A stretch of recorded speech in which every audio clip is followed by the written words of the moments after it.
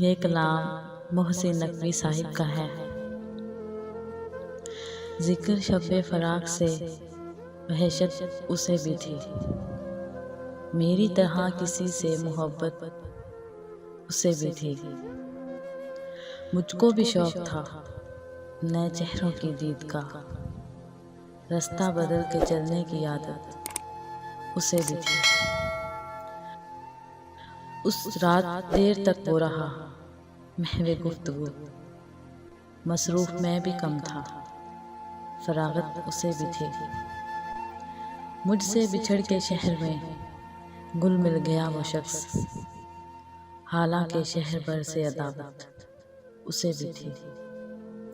वो मुझसे बढ़ के ज़ब्त का आदी था, जी गया, वरना हर एक सांस कयामत उसे भी थी।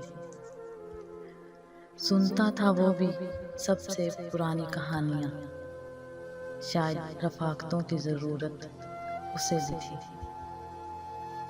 तन्हा हुआ सफ़र में तो मुझ पे खुला ये भेद, साए से प्यार धूप से नफ़रत उसे भी थी।